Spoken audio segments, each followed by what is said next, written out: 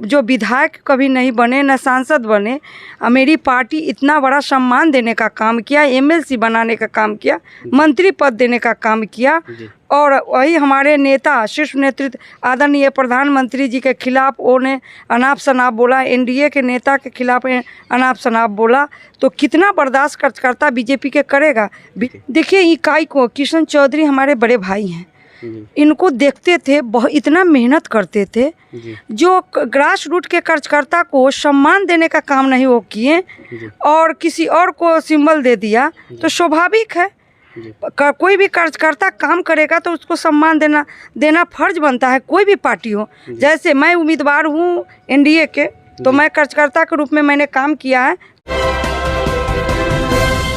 नमस्कार, city post live देख रहे हैं। मेरा नाम वसीर है। इस वक्त हम बोचहां विधानसभा क्षेत्र में हैं और वहां की जो एनडीए की प्रत्याशी हैं, बीजेपी ने इनको टिकट दिया है। पहले भी ये विधायक यहाँ की रही हैं और अब चुनावी मैदान में हैं। मैडम, आपका पहले बहुत बहुत स्वागत है हमारे चैनल पे। Thank you.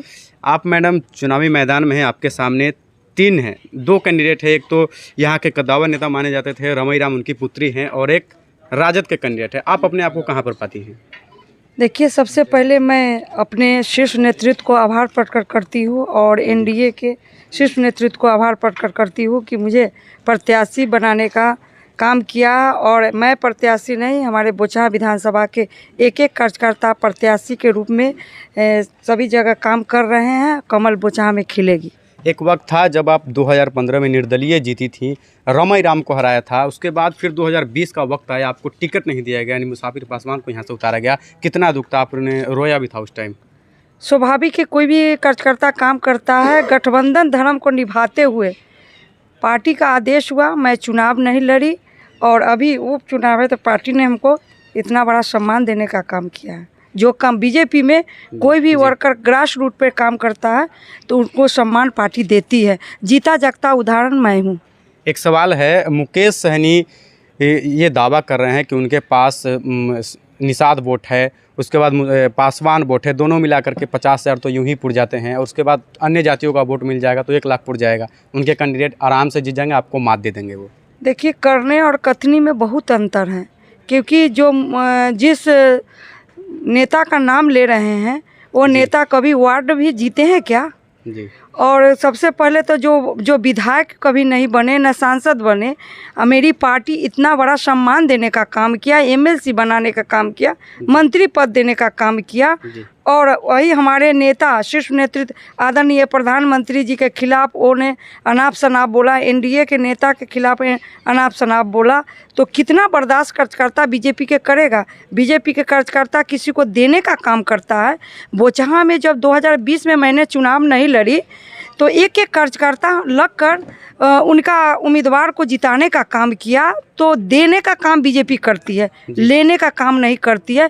इतना बड़ा सम्मान देने के बाद में वो जो अशब्द भाषा का प्रयोग करते थे, इसीलिए हमारे पार्टी उनको निकाल दिया गया है। आपकी लड़ाई किससे है, यानी कि वीआईपी के कैंडिडेट से या आरजेडी के? मुझे तो किसी से लड़ाई नहीं है जी। यहाँ एनडीए के हम उम्मीदवार हैं। हमारे कार्यकर्ता और बोचहां विधानसभा के एक एक मतदाता कार्यकर्ता बन के, उम्मीदवार बन के, एक एक कार्यकर्ता उम्मीदवार बन के वो चुनाव जीतेगी और बोचहां में कमल खिलेगी।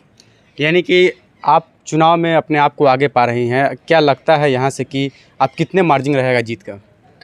देखिए, जनता मालिक से मैं आग्रह करती हूँ कि 2015 में मुझे एक बोचहां में इतिहास रचने का काम किया और बोचहां में मैं बेटी और भगनी और सेवक के रूप में मैंने काम किया है। और जो डेवलप का काम किया मैंने 40 साल बनाम 5 साल में मैंने किया है।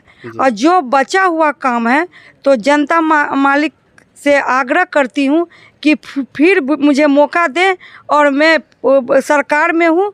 सरकार की उम्मीद, अभी जीतूँगी तो विधायक बनूँगी तो विकास का काम अपने बोचहां विधानसभा में हर सुख दुख में जनता के बीच रहती हूँ, आगे भी रहूँगी, यही संकल्प करती हूँ। एक और सवाल है, आप यहाँ पर आई हैं, वीआईपी के पूर्व नेताओं का यहाँ पर तांता लगा हुआ है, सब आपके साथ है। क्या लगता है आप लोग मंत्री पद से हटाए जाने के बाद आप लगता है कि उनके इकाई को भी भंग कर दिया है वीआईपी के? देखिए, इकाई को किशन चौधरी हमारे बड़े भाई हैं, इनको देखते थे, बहुत इतना मेहनत करते थे।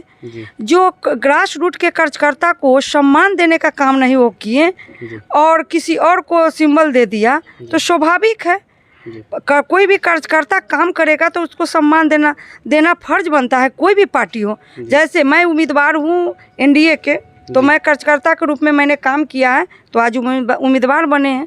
तो हमारे बड़े भाई किशन चौधरी जी हमारे समर्थन में आए हैं, हमारे साथ घूमेंगे और बोचहा में किशन भाई भी कमल खिलाएंगे। एक आखिरी सवाल है मैम, यहाँ पर मुसाफिर पासवान, उनका निधन हो गया, उनके पुत्र जो है अमर पासवान वो अब आरजेडी में है। क्या लगता है कि अब उनके आने से मुकाबला टाइट हो गया, क्योंकि सहानुभूति वोट जो है वो कहीं ना कहीं आरजेडी की तरफ जाता हुआ दिख रहा है, ऐसा आरजेडी के नेताओं का दावा है? देखिए, जो उम्मीदवार बने हैं उनका कुछ अपना, कल किसी 14 महीना पहले एनडीए ने उनको, पिताजी को विधायक बनाया। आज अपने सत्ता सुख के लिए वो वीआईपी को त्याग दिया, तुरंत लालटेन को दामन थाम दिया, तो जनता को क्या विश्वास जगाएगी? एक बेबी कुमारी है कि 15 साल से जनता के बीच में सुख दुख में रही हूँ, 5 साल विधायक भी रही हूँ, एक भी कहते जनता की बेबी कुमारी क्षेत्र में नहीं आती हैं। आप लोग मीडिया वाले हैं, जाइए मेरे क्षेत्र में क्या जनता का रुझान है। मैं अपने आप से बड़ाई नहीं करती हूँ, एक सेवक के रूप में मैंने काम किया है और उस सेवक को अपने जनता पर पूरा भरोसा है, बोचहा में कमल खिलाएगा। बहुत बहुत धन्यवाद मैडम हमसे बात करने के लिए। Thank you. तो हमारे साथ बेबी कुमारी थी जो एनडीए की उम्मीदवार हैं, बोचहा में तमाम सवालों के जवाब दिया और कहना है इनका कि पूरे क्षेत्र की जनता जो है कमल खिलाने के लिए तैयार है। अब देखते हैं क्या कुछ होता है राजनीति में, कौन यहां से बाजी मार पाती है। फिलहाल इस खबर में इतना ही। आपको यह वीडियो पसंद आए तो इसको लाइक करें, शेयर करें। धन्यवाद।